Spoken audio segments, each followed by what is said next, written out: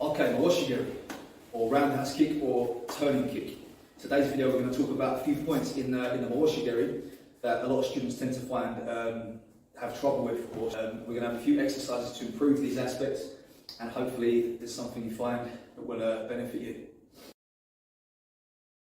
So the first, or the most important in my opinion, issue to sort out with most people's kicks is the supporting foot rotating. Not only does it allow for more power, but it also protects the knee joint, probably most importantly. So what I mean by this is that this foot, the supporting foot, needs to make a rotation all the way to the back as we're rotating through the kick. I don't want to leave my foot there or leave this knee pointing this way and this ankle pointing this way and try and kick around it, because the knee's going to twist and the foot's going to stay still, and it's going to obviously cause problems. So I want to make sure that this foot is completely rotated as I'm making that kick. Okay, so what we're going to do is I'm going to give a couple of exercises that I like to use to try and improve that for you. So the first step or the first exercise for this will be to take something to balance on. So I've got a chair here, we can use the bar on the wall or anything else. I want to just take one knee up in front and just get the supporting foot, turn into the back and rotate and back. What this does, as I turn this hip, it sets my pelvis up more horizontal for that kick. I can come back again. So we could do sets of 10 or so, just rotating here. What I can do to assist this is use the other arm to counterbalance. 1, 2, 1, 2. What we can do from there is then continue through the kick. So we can lift the knee up into a chamber position, turn the supporting foot, and then come around into the Mawashi and back. Turn the supporting foot, Mawashi and back. Supporting foot, Mawashi and back. From there, we're going to have a progression from the exercise. So what I'm going to do is I'm going to have a target, a pad. I'm going to start with my foot already chambered now. Okay, so knees up in the position ready to kick. What I've got to do now is rotate this foot and make my kick from there. So I'll rotate the foot and make my kick. This way. The next issue is not generating enough power in the kick. And one of the most common things that I see when I'm teaching is that people are kicking too shallow on the pad. So what they're doing is they're kicking when their knee is in line with the pad here. So that gives a nice snap, snapping kind of sound, but it's too shallow. What I want to think about is cutting through the pad. So in order to do that, I must take my knee across the target and then my hip through as well.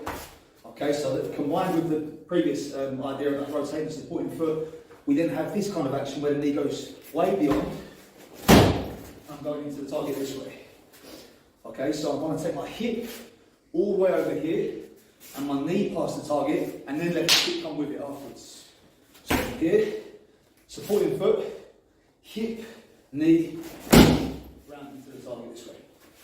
Okay, so again the difference is this. If I let my kick go here, I'm just making a snap into the target here.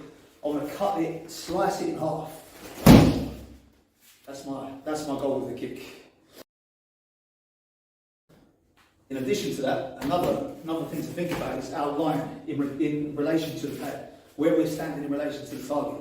If I'm too wide this way, I've got to go even further to create that power and get my hip through the target. So what I want to do is I can either from this position I can adjust by taking my front foot across, which could be disguised with something else. I can throw some hands first, I can cut across and send the kick, or I can throw it from that line in the first place. Okay, so I can be more back here and I can throw the kick here.